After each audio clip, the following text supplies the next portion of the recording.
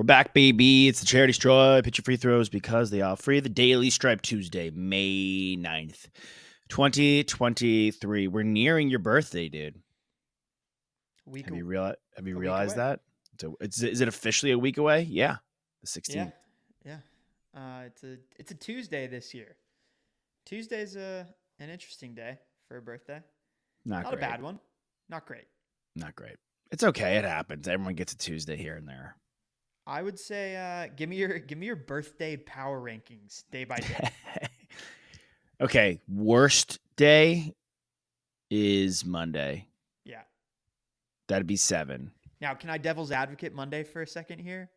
Come on, dude. What can you? It's a No. good it's a good momentum and a good start to the week where typically Monday can be very draining on people and put them in a cranky mood because they've got 5 more days of work to look forward to. But agreed, it's number 7. Yeah, it's number 7. Work never stops. It's number 7. Yep. I would say I would go Monday at the 7. I'd go Sunday at the 6. I like I'd that go. pick. Thank you. I'd go Tuesday at the 5. Okay. Wednesday at the 4. Hot take? Thursday's jumping Friday for you? No, no. Oh, You Friday's think number 1. Friday? I would say is number 1. Friday's number 1. Saturday is Because number. you like the love and attention you get from the work crowd on Friday into your friends, your boys, and countrymen. I like a Friday Thursday. night, little social, and a little work Friday's also collaboration. malleable. What you could do. I'm not like this. You're not like this. We have friends who are like this, though. And that's okay. We have friends who do multiple birthday events for their birthday. He didn't do it this year, but one of our members of the trio did it last year. He did multiple events for his birthday. And you can if your birthday is on a Friday, you could do a dinner with the boys, with the closies on a Friday night into a day thing like for us in LA, you could do a day thing on Saturday. You could kind of swing both. So I would say Friday's 1, Saturday's 2, Thursday's 3. But Thursday to Saturday is not that far off. If you could make a Thursday fun, like a nice Thursday dinner with a good crew for your birthday, really sets the weekend off on an awesome tone.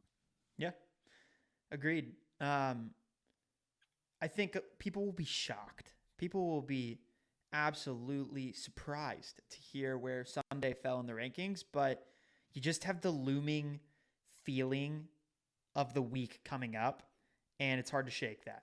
And I, Sunday's a big reset day. So it's like you want to do stuff on your birthday, you want to be active, you want to see people, you want to talk to people. Sunday's a good relaxed day. And yeah, I you and I are not Sunday fun day guys. no, I've actually, I'm a Sunday HBO guy. Nice dinner. I That's wish. what yeah, maybe a casual workout where you don't have to go too hard, but you get a little sweat going. Some good sports. I'm a big sit on the couch and watch football in the fall. Of course. But yeah, I'm not a big like, hey, it's 3 o'clock on a Sunday. Let's go to this bar and see what's shaking. No, because it's never good. It's Yeah, always like fake good. I will say I'm more accustomed to this year. I've seen a lot of Sunday concerts. that's cool. It's fun. Like, because it's actually really fun because sometimes at the concerts you can be pressured into getting, obliterated. Whereas Sunday, you're not going to do that. So, Sunday concert, a drink or two. Well, you have some discipline, but not everybody does. So speak for I don't yourself, I know. guess. Yeah, Bader speaker. I just can't envision myself really ever getting hammered on a Sunday. It's just not my style. Um, what is my style though? You know what made Monday really good though? Speaking of Mondays that are usually pretty weak, No, you're talk to rocking me. the late hat. Yeah, I'm taking a page from your book here. You're switching up the hats. Well, just wearing a hat that is fitting for the The preceding moment, events. Yeah, the the moment. Yeah, moment. the You Lakers had an unbelievable win. They 3-1 in the series against the Warriors. Congratulations on home court. Um, my my buddy Brian Stanky was at the game. He really? said it was an electric environment. Yeah, Sure. I'm I sure mean it's a Nick told us yesterday what those ticket prices were. So He paid a pretty penny for it, and he was up there. He was far away from the court. But I think, for him, he's a Lakers fan, and Is any he? he is, yeah, and any Okay. Lakers fan that I didn't know that. was at that game, I'm sure had an unbelievable time. Yeah. Let me ask you this though, because you have done a very good job on your Tass.0, which is a good Instagram, good Twitter handle. You've done a good job throughout the playoffs nightly, giving rankings, player rankings for games, player rankings throughout the playoffs. One thing we haven't touched on is the single best moment of the playoffs. And I think, in my opinion, so far, we saw that last night. To me, the best moment of the playoffs occurred last night with Lonnie Walker, the fourth, a guy who people had high ceiling, low floor for coming out of college. He could be really good. He could flop. He was fine in San Antonio. He comes to the Lakers. He has spurts. He comes in when there's injuries, and he goes, okay, this is a guy that could go for 20, but it's also a guy that could go 1 of 8 from the field. He kind of falls out of the rotation, comes back into the rotation in game 3. And then in the fourth quarter, a game against it's not like the Warriors were out of it. They had a really nice final possession of when it was 104 to 101, and they had a good one when it was 102 to 101. Actually, now that I think about it, so the Warriors had some opportunities. It was a very tight game, and every one of Lonnie Walker's 15 points in the fourth quarter really counted it, and it really mattered. And to me, for a guy like LeBron James, a guy like AD, a guy like Steph, a guy like Clay, like Draymond, we're looking at the court and we're seeing legends, and we're seeing guys who have had so many moments like this in so many big games, champions. For a guy like Lonnie Walker the fourth to come in and have his NBA career moment on a massive stage in a massive game, that to me is bigger than any of these big guys going at it and doing what we kind of expected of them to do, or slightly exceeding expectations. If you told me that Lonnie Walker the fourth was going to have 14 points in the fourth quarter, I would have assumed the Warriors were blowing the Lakers out by 20 something points. He came in, lit it up a bit, and showed the box score junkies who didn't really watch the game, oh, this game was kind of close, when in actuality it wasn't. If you're saying all 15 of those points really mattered and they won the game because of that, to me that signifies what I think is the best moment so far in the playoffs. Yeah, I mean, you made the case, and I think you made it very well. I But think if we were in a court of law, you could have swung a jury here. okay, Maybe not unanimously. yes, Not if I were in that jury, and that's only because James Harden hit a game winner, a true game winner, multiple actually. And I think, to me, that's the peak moment. A guy that, look, you want to talk about long-standing narrative. I mean, this guy, James Harden, and there's still more playoff basketball to play. Series tied up at 2-2. No one believes in this guy as a playoff player. You believe in him as a playoff player? I always believe in James Harden, of What do course. you mean? He hasn't done it before. He's crumbled in the biggest moments. Dude, the guy's gone. When the lights He's were gone brightest, to the he's Western crumbled. Conference Finals multiple times. Like, he's And not like. And he crumbled in that game 7.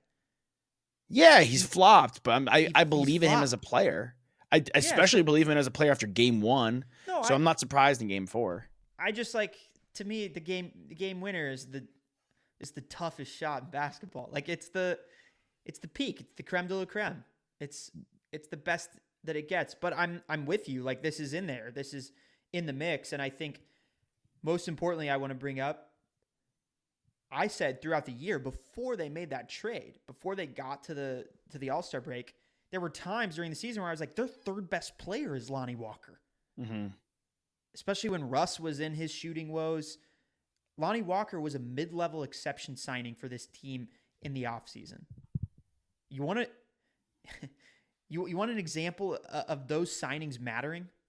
It's last night. It's a guy that makes or breaks a playoff game and potentially a series now that they're up 3-1.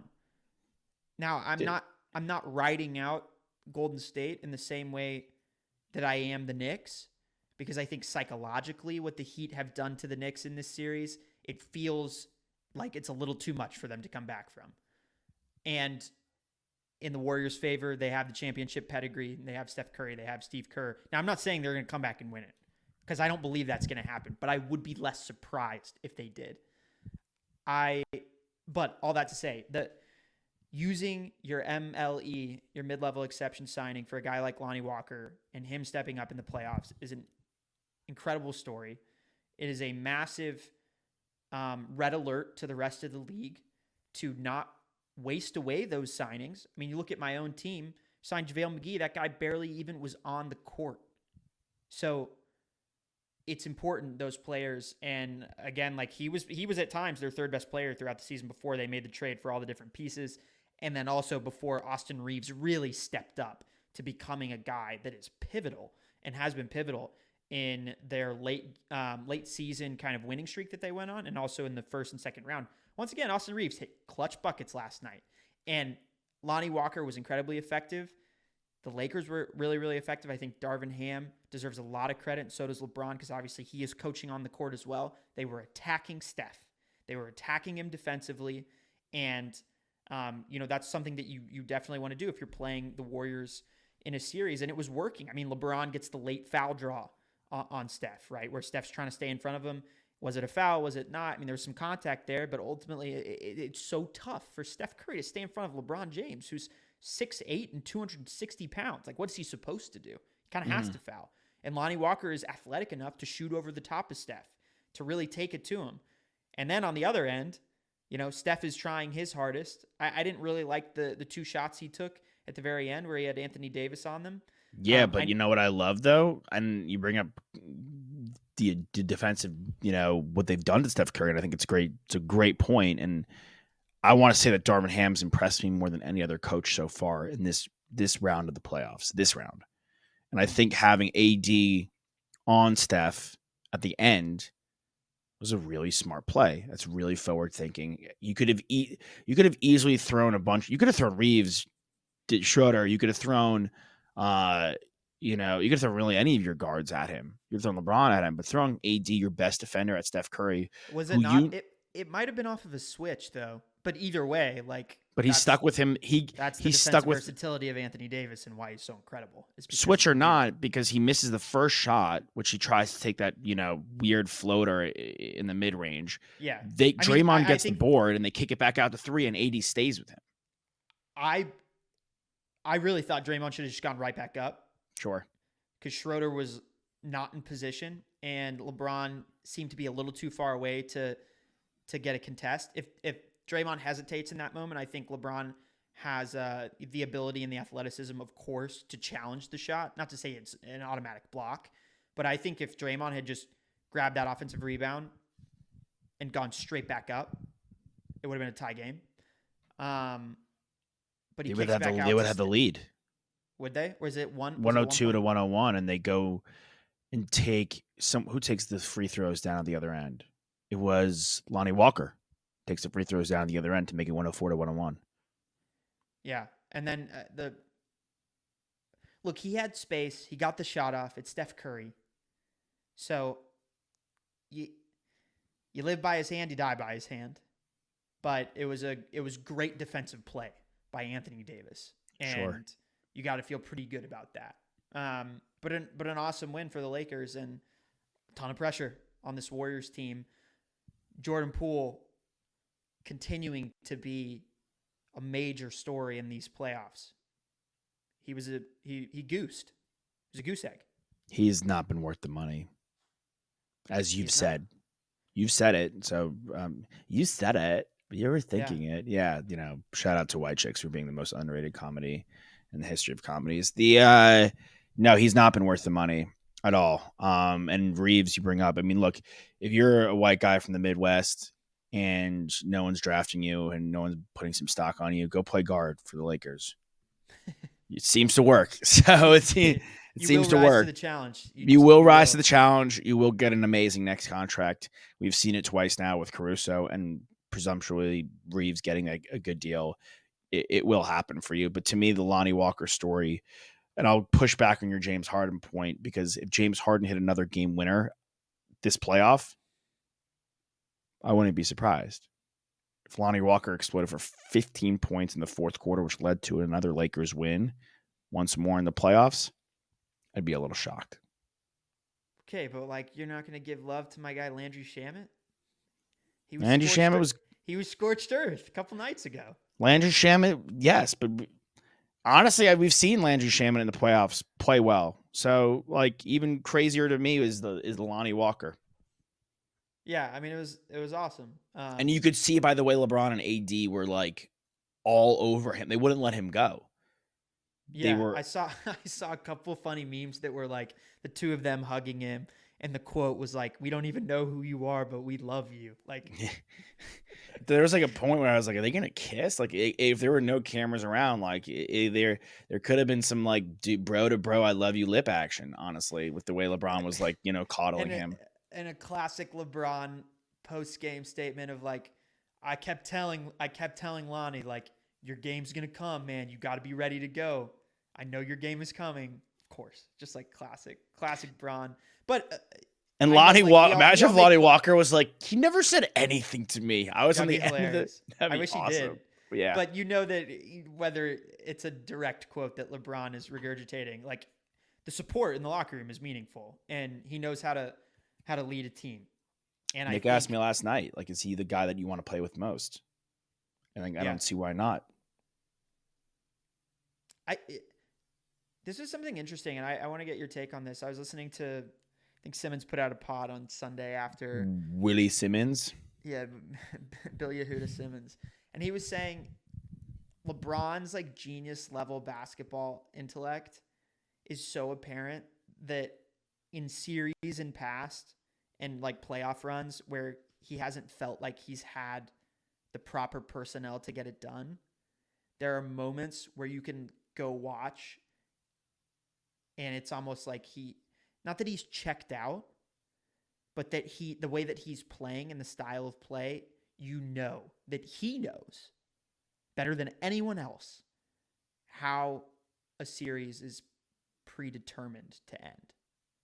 Like in some of the championship series where he's lost, it's kind of weird though. Like, I know the guys around me, and it's not that I'm not going to try, but what do you think about that? You think no? You think he's always no? I think it's kind of weird because he's been a part of a series where he was the overwhelming favorite, 3-1, but also a part of a series where he was the overwhelming favorite. Like if Dirk Nowitzki went in with that mentality, you would not have seen a ring, my friend. You wouldn't have, because that team on paper paled in comparison to 3 Hall of Famers in their prime. I'm not saying the Mavs didn't have Hall of Famers on their squad. Yeah, they did. 3 Hall of Famers in their absolute prime. No one's playing better back. You get the MVP level LeBron James. You have a but I do think though that like I don't think that was necessarily Bill's point, because I think that LeBron very much believed that team could have won the title. I believe that Heat team could have won the title. They should have. They were the better team.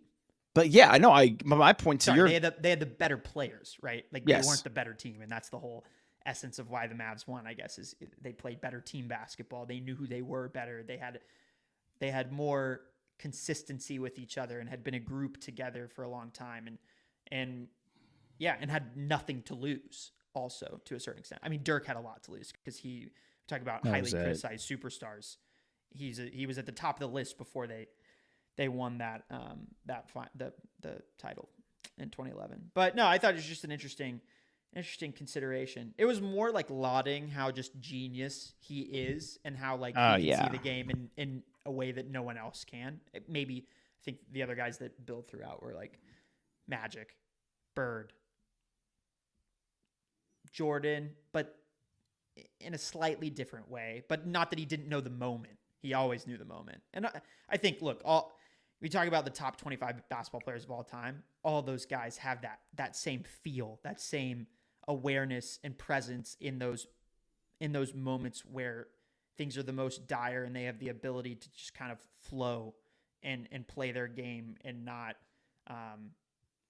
get swallowed by the moment. And it's not just the top 25 guys. Lonnie Walker last night, he was a guy that knew the moment, and he rose up to the challenge and he succeeded. And good for him, because I've always been a fan of his. He's a premier athlete, that's for sure. I've liked him more since he got his haircut. He used to have a bad haircut. He used to be on the all bad haircut team with Alfred Payton. Just you teased the Knicks before in a very emphatic way, but so thinking on the Simmons point more, and I think maybe it's because he is in the finals alone. Think about everything he's experienced in the NBA finals. He has been the favorite, like we just said, and blown it. He has come back from that the following year and won. He's come down from 3-2 to go back to back when Jesus hits that crazy shot. He has then crumbled again the following year. Prior to that, when he was with Cleveland, he had an experience where he brought a team of, who to the NBA Finals. Then he has the win in the bubble. He has his Cleveland years where he loses, comes back, has a comeback and win. The J.R. Smith thing. He's literally Right. lived Experientially, he has seen so much more than any other player in the that's playing finals right now. alone. Yeah. And I'm not even talking about the rest of his career, just in Yes. finals alone. So yeah, I mean, he's got a lot of experience to draw from. So I think to Simmons' point, his IQ, yes, has to be higher because he is the Neil deGrasse Tyson of basketball. He has PhDs in every facet of the game. He's gone to school more than any person, any player we know. Like even MJ. Oh, MJ's 6-0 MJ's been to 6 finals. And to his credit, yeah, all he knows is winning, but he has never experienced or come back from like the mental fortitude of LeBron James and what he's had to build Right. coming You back don't from know what you're, like they always say, you don't know what you're going to do in the situation until you're put in that situation. Everyone's got a game plan. Yeah. Yeah. Until they get punched in the mouth. Exactly. Boom. Boom. All right. Talk to me about next. No, I mean, I there's not much. They're done. Done. They feel yes or no? Are like they done or yet? Yes. They feel like they've bowed out. Bowed out. And they feel like I don't want to make that it completely like just an active thing that the Knicks are doing, because I think it is the Heat applying that pressure. I think the Heat have demonstrated to me that they are ready to go.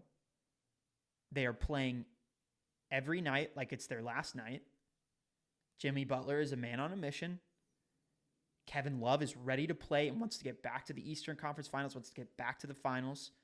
Caleb Martin has the best plus minus of any bench player in the playoffs right now. No and surprise. I know we're not in love with the plus minus metric, but there are certain times where you can use it and look at it and say, okay, that means something. Well, he's played enough minutes at this point for it to like hold some weight. And Brunson, RJ, and Randall all had solid games, but no one else stepped up. That was kind of you said before the game on AMP, like these guys have to bring it. All 3 of the lefties have to have great games, and they had good games. But the rest of the guys didn't step up in a way that they needed to. And I had praised this team for their depth in comparison to the Heat team. And I still don't think, like, to me, I look at those 2 teams. I look at the Heat and and you're probably going to get mad at me because of this, the Heat and the Knicks, they are not on the same caliber of teams of any of the other teams in the playoffs. They just aren't. I'm not mad at that. I don't disagree. They're not I as think good. They're not as good. They're the 7. Like, dude, the Heat are an 8. They're the 7 and 8 seed. They're like, if you had to reseed the playoffs. Yeah. If I was to reseed the playoffs right now, the Knicks would be the 8 seed. Yep. The Heat would be the 7 seed. Yeah. I would probably say. I think the Nuggets have to be the 1. Do they, though? Do they? They might lose tonight. No, they don't have to be the 1. They might lose tonight. Quite honestly, it might be the Lakers. The Lakers they're getting better and better and healthier and healthier. And that was my issue with the Sixers. Like, oh, everyone's telling me it's fine in Boston, and I will go back to New York. But everything they tell me is fine in Boston. I was texting people, it's fine. You guys 2-2. You're going back to the Garden. It's okay. No, it's not okay. Because the knock on the Sixers heading into the series is they're not healthy. Embiid's hurt. Well, guess what? As each day passes, he gets healthier and healthier, more closer and closer to game speed. You saw it last game. His game 3 was infinitely better than his game 2. Yeah. And it was game 4 was better than game 3 and better than game 2. So he's getting better and better. Their team is getting better and better because of it. He's the MVP. So, oh yeah, rainbows, pina coladas, sunshine out my ass. No, like you're going back to the Garden and against the best version of the Sixers team you've seen this far, and you can't close out against them. But to the Heat and the Knicks, they are the two worst teams. But the Heat have the best player in the court. Randall, if you're going into the Knicks in the offseason, which I don't again, there's all this pressure and there's all this media and negativity that surrounds him sometimes. I don't think there's people are going to call for Tibbs' head. They just are. Like, that's the way New York goes. I would love to hear your take on Coach Tibbs, keeping him, after I finish this little bit, keeping him, getting rid of him, so on and so forth. But in my opinion, we have now hit the juncture where you have to, first of all, Grimes and IQ, nowhere to be found. You have to upgrade one of Randall or RJ. I don't know who. I don't know how. You have to upgrade one of the two. In my mind, that's where we're at right now with the Knicks. Okay. I'm going to give, again, like, I've said this about a lot of different players throughout the playoffs. IQ and Grimes, you can be disappointed in them, but they are both very young. They have a lot of room for growth. Both those guys can get better. And I think they will. But IQ almost won Sixth Man of the Year. If you're almost an award level player, there should be, I don't care your age, there should be a level of pressure for you to hold on though, because Montrezl Harrell won Sixth Man of the Year, and Dennis Schroeder almost won Sixth Man of the Year. Like, those two guys, Schroeder's like a complementary piece to this Lakers team. If he doesn't have 12 points in a night, like, the Lakers can still win. Montrezl Harrell's he's on a team. He's bounced around after he won that award. He's bounced around on multiple different teams. The guy could not play any defense, so that's why I don't know why is he good? He's the bad example. Like, the example is Brogdon. Just because 1 year in an award, right? But Brogdon, like, part of the reason why Quickly was considered for that award is because when Brunson went down, he had to step up and he played really, really well in that starting position. Which then you get into the conversation of, like, okay, well, then he wasn't coming off the bench, but he was instrumental in getting the Knicks where they got in the regular season from a record standpoint, which I understand. Like, he played really, really good basketball this season. He stepped up. He had that iconic, in my mind, the 40-plus game that he had. Mm-hmm. I can't remember who they played in that game, but he was crucial in the stretch in the regular season. He's not the same player as Malcolm Brogdon. No, but he's being considered for this. And I do want to say, to your point, I don't think, or one of the things you touched on there, I don't think, like, I hate that the Sixth Man of the Year award is an award. Okay, he has to be coming off the bench every single game. Like, I get it. It's like the sixth man not in the rotation.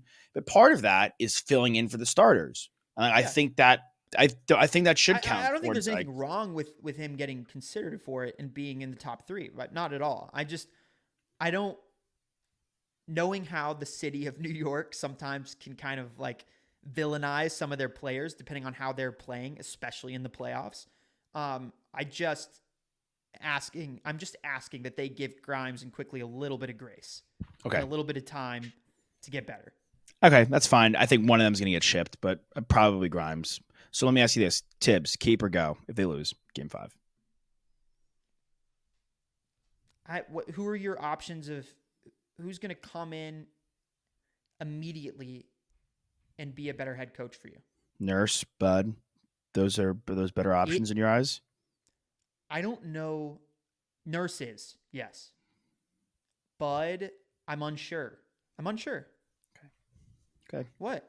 Okay, that's fine. I mean, he's got a title, dude. Consider this, though. Van Gundy. Consider this. Tibbs is very much a type of guy whose identity, his own personal identity, then kind of emanates across the rest of the team. I don't think Bud's not the same way. At least the way that he has coached teams, it doesn't feel like he has the same kind of fingerprint on a team that Tibbs has had in Chicago, in New York now. And I worry that if they shake things up and Tibbs is out the door, we might be looking at a completely new like version of this team and how as to how they play the game, how they attack defensively. Because obviously that's always Tibbs' his focus. He's a defensive-minded coach. He looks for high effort from his guys. He looks for high energy. He's not very concerned with offensive efficiency. And I don't know.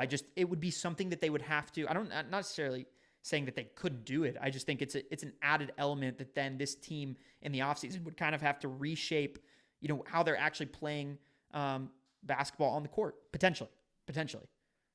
Nurse is going to have them. Nurse is going to have them playing in a different way. Yeah, but you may have to do that because, look, this team at the Bucks thing is a fluke, and regardless of whether the Bucks are here or not, it's looking like it's going to be the same result as people anticipated if they were here. They're going to get gentlemen sweep by the Heat. The Heat are a better team than the Knicks. Now, if you were New York, they're better coached and they have the best player. See ya. Yeah. You have to reshape because this team can't get it done. So you either move on, you either upgrade RJ or you go get a coach that's going to get something different out of him. Because Tibbs and RJ, this isn't working. RJ is not hitting his ceiling under Tibbs. It's just not happening. So either you go, okay, I need a better running mate with Jalen Brunson, and I use RJ, Picks, and Grimes and go get that. I don't know who that is. Yeah. The market's not great, I would say. It's not.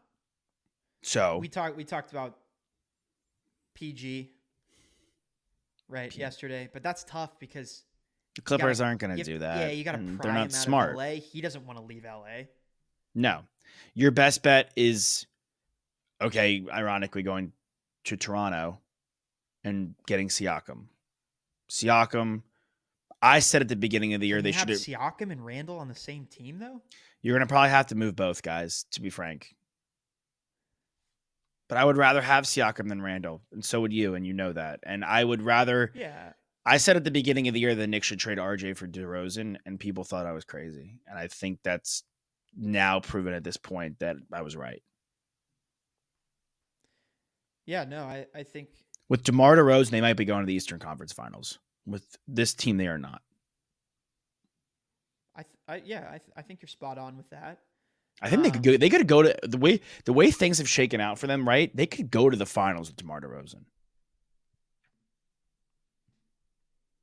Maybe, but they don't have him. I want to read the quote. I appreciate that you kind of like you added the perspective behind trade Randall, trade RJ that there needs to be. Where I think a lot of people, even in like right after the game and this morning, are just reactionarily being like, Randall doesn't want to be there. He doesn't know how to compete. You got to trade him. Like it's not about that. It's not about that. It's arbitrary. It's not true. I want to read the quote.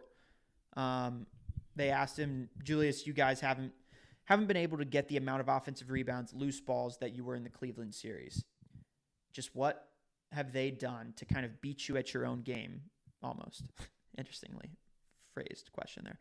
And Julius said, maybe they want it more. I don't know. That's been who we are all year, and we've got to find a way to step up and make those plays if we want to keep this season alive. What do you think about that? Because Knicks fans, he's catching a lot of heat for that. He's catching a lot of flack. Oh, yeah, they maybe they want it.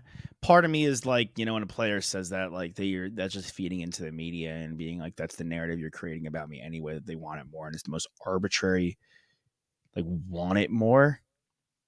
Like, want it more. Dude, this guy is a 2-time NBA All-Star.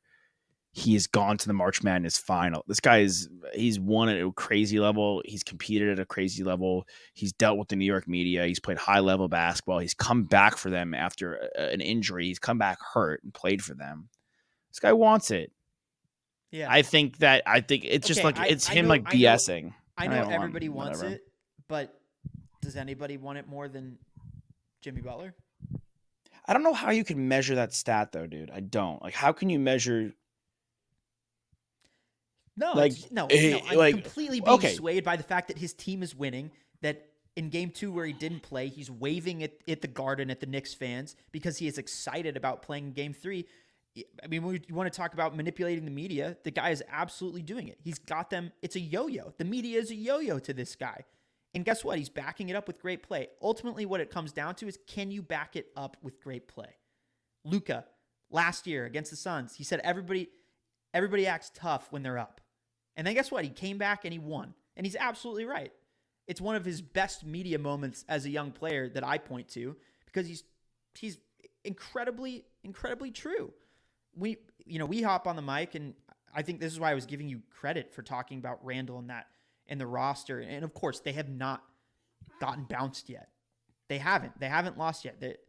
They still. I mean, if they come back and go from down 3-1 and beat them, this is a completely different tune we're all singing. Oh yeah, and let him eat cake. All of us. But it's not gonna happen. But I would be incredibly surprised if it happened.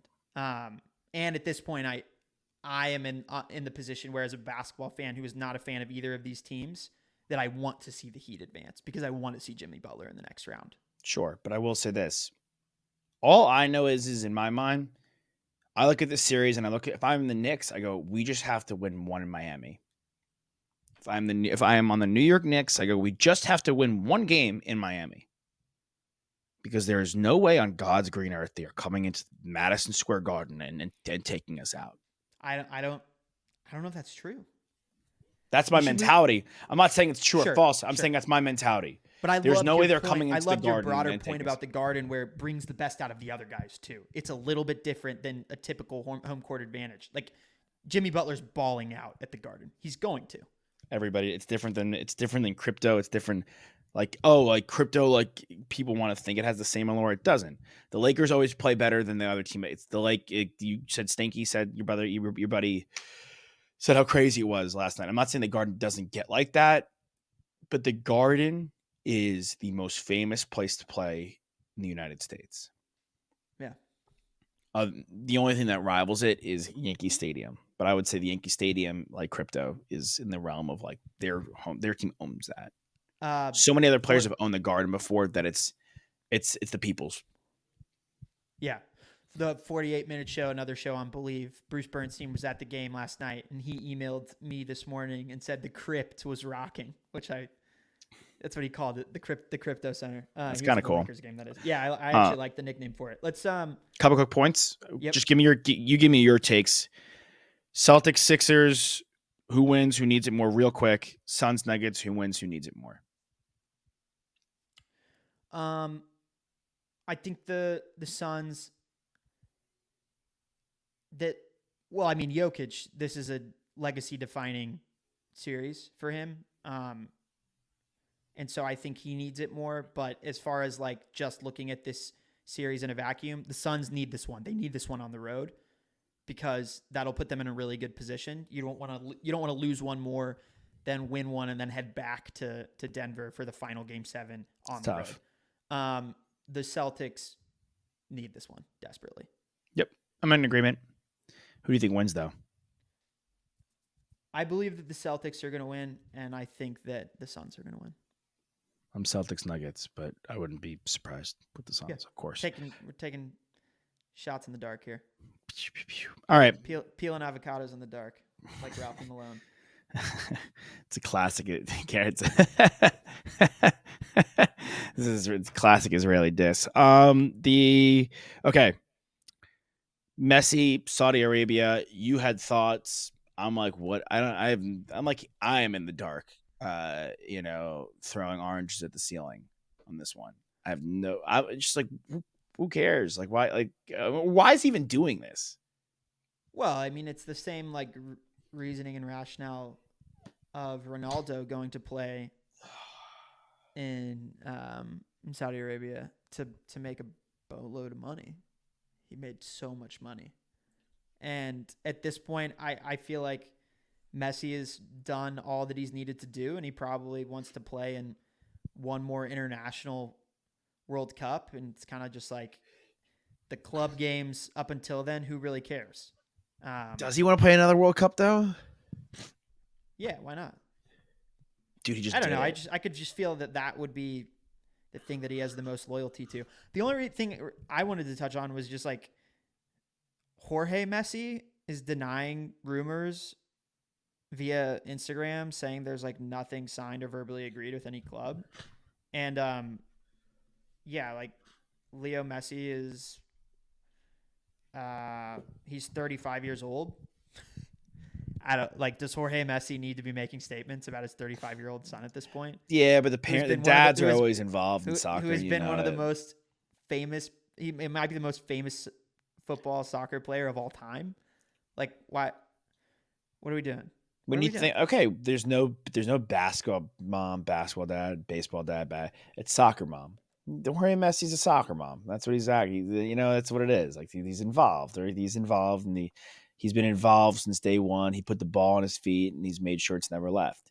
Okay, well then Honda better hit Jorge Messi up and do a promo, a little commercial spot with him driving one of their minivans, because I think that's an awesome opportunity there.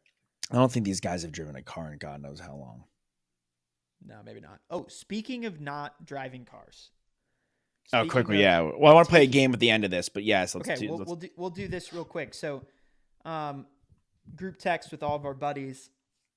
I don't know how someone figured this out. It's actually kind of complicated on the app, but you can look and see your Uber ride ratings, yeah.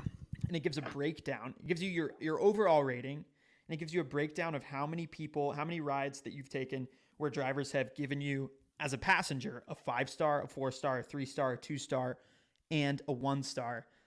We can take screenshots on our phone and put these up so that people can see them as we're talking about them. But Josh, you're typically a Lyft guy, but you have ridden, I don't know, Uber, rode.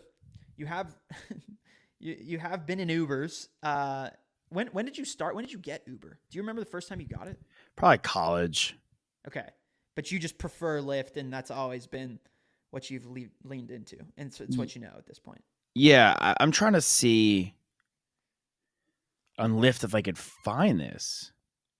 They don't have where you can see your things. I don't think. But you almost have about 100 rides on Uber, right? It's not like 12.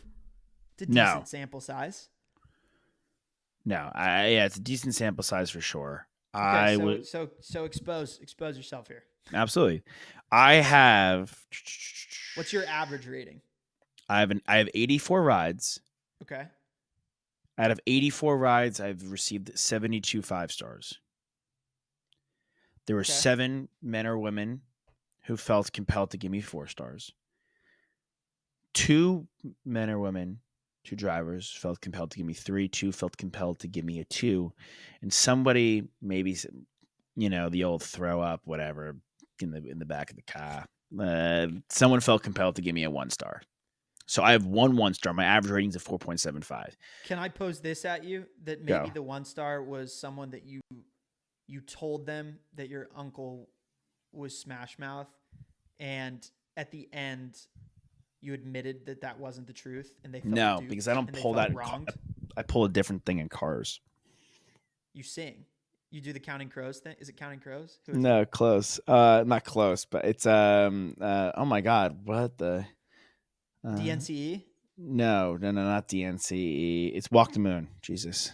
You say you're the lead singer of Walk the Moon. Yes.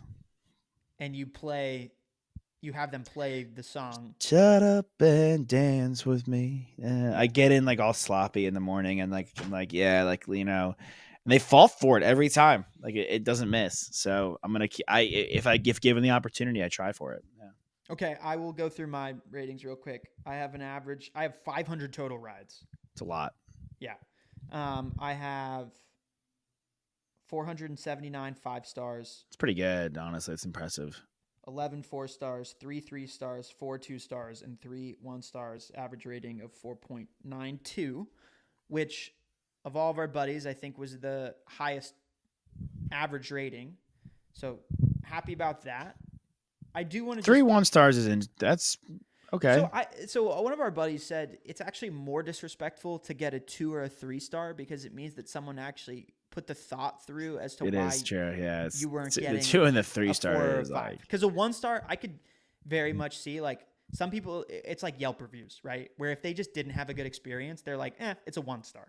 could be a tip thing too. You're either a 5-star or you're a 1-star, and that's it. And I don't go anywhere in between. People make that kind of executive decisions when there's 5-star rating systems, but the 2-star and the 3-star, it's like they didn't really like they really didn't like that I came into the car and I didn't want to say anything. Or they really didn't like that I came into the car. And I think some of this is like if I Ubered, like my apartment's really close to the airport. Mm. You think some people get upset that it's not a far enough drive? I don't know. There could be. Yeah, there's no way I've been that bad in a car that I've warranted this. What we're getting at, one of our buddies has 19 1-stars. Yeah, that's bad. One of our buddies has 19 1-star ratings on Uber. He should get like a suspension. A little slap on the wrist. What? How many texts? How many technicals before you receive a suspension in the NBA? I think it's 16. This guy should be suspended. He should be suspended from Uber for a week. I don't No mind Uber, it. no, or for a month. No Uber for you for a month, bro. Yeah. No Uber for you, bro. So yeah, treat your ride share drivers well. Make sure you're thankful and thoughtful of them because obviously that is a tough job. Tough. Yeah, exactly. As I've gotten older, thankfully, I've become more. I was telling our buddy Nick, and who's shout out to him. Not here this morning on doing the Lord's work. I told Nick though last night, I go, our worst day is someone else's best, and so you have to always be cognizant of people in the service industry, and helping us get what we want, do what we want, get to places safely. So, yeah. So definitely shout out to them. Okay, let's play a game. You had some great games yesterday. Nikki Storage Unit Kreider. You had some great games. Okay, you have 30 seconds on the clock. This is a name game. 30 seconds on the clock. Okay. Okay, and we're doing this a la video on our telephones as well. No, I don't think we need to because I think we look good. It looks good. I think we could cut it from this. Yeah. Well, I'm wearing this Thoughts? cool laid hat, so yeah, let's do it. Thank Okay, you, Aaron 30. Cohen. Thank you, Lamar and God James. 30 seconds on the clock. Yep. Okay, you're going to name any athlete with the name Robinson. 3, 2, 1, go. Glenn Robinson. Glenn Robinson the third. Thomas Robinson. Clifford Robinson. Robinson Cano. I knew you'd get that.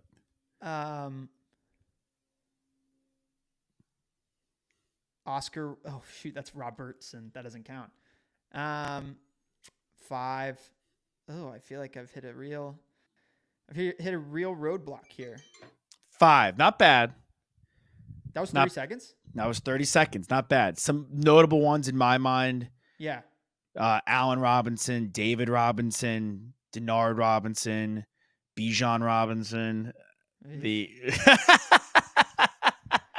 wait. I think okay. So you got Robinson Cano though. The Robinson Cano was good. That's the most important one. That's the most important one. Denard is Rob. Now I'm confused on Robinsons and Robertsons. Denard Robinson. James Robinson. Nate Robinson. It's tough. Nate Rob's a bad one. There was you know who was pretty important to history? Jackie. All right. Okay. Now you know how I felt a little under the gun yesterday with the Pittsburgh Pirates. Well, it's that one's. If you know the guy, you know the guy. If you don't know him, you don't know him. Yeah, this is but it's tough on the spot. I give you credit. 5 is good. I started with good momentum and then I just hit a wall. You went with both Glenn Robinsons off the bat. I was like, then you hit me with Clifford and Thomas Robinson. I was like, oh man, I mean, I was in a hoops mindset for sure. You were in a hoops mindset. I And I thought was there. not. What I needed was I needed one connector to football to get me rolling on that train, and I just Football is tougher, I felt. You could baseball is like Brooks, Robinson Cano, Jackie Robinson, Frank Robinson. I just haven't thought of. I haven't had much thought space for Allen Robinson lately, and I'm going to be honest about that. That's fine. James You Robinson is a weirder one because it's like, go Patriots, baby. is that who he's on now? Yeah. I like that. The real miss for you, I would say you have 3 misses. Your top 3 misses are, in my mind, for you. Bijan's 1, David Robinson 2, Jackie Robinson 3. Yeah, I agree. Those, yeah. You got Clifford though. Yeah. Dude, Cliff is great. Yeah. Has he passed? Is that he's he passed in 2020, so he's in the Jimmy Carter territory. Yeah. I remember people were really one legend. Of my favorite players when I was younger. Yeah. I was cut up about that. Yeah. So I'm glad I gave the shout out to him. I'm glad I gave the shout out to Glenn Robinson III. Yeah. He was a favorite of mine on the Michigan team. Yeah, he was. All right. Well, good stuff. Good show. We'll get that cut up. You'll see it on socials, people. I'm sure after this one, I will be receiving a hard game tomorrow. So it goes around, comes around. Oh, maybe. Yeah, I thought you did well, honestly. I thought you were going to give me Jones, and I was ready to go. I was ready. Yeah, I hit Nick what I hit Nick because Nick and I were talking about this yesterday, and what did I hit him with? I hit him with Andrew. Just the first name? Yeah. Wow. Who are some of the notables? Notable Andrews, Luck, McCutcheon, Andrew Jones. There's a pitcher in the Phillies, Andrew Painter. Did he get Leclerc? No. Yeah. So does Andrew Jones? Well, Andrew Jones is different spelling. It's an Andrew, so it counts. Does Mark Andrews count? I let it count. Yeah. What about Drew Stanton? Does that count? Drews count. But not like JD Drew, because that's his last name. He's just straight up Drew. Yeah. Yeah. What about Andres? Does Andres count for Andrew? No.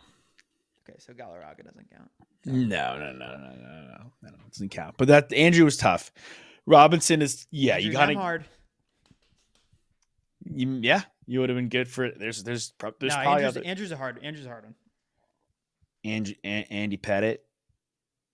Yeah, but he's an Andy. Yeah, that's true. He might not. You can't. I don't think you can stretch with these games that we were going to continue to play. I don't think you can. It only counts if it's their name that they go by. Yeah. Is there another guy that's got a Robinson as his first name? Robinson Chirinos, the catcher. Cool. Duncan Robinson. Yeah. Another Michigan guy. All right. 30 seconds is tough. We'll see you guys next time. DeMarcus Robinson. Yeah. Receiver. That's a good one. Yeah. Peace All out, right. everybody. Huck 'em horns. Hit your free throws. Because they're free.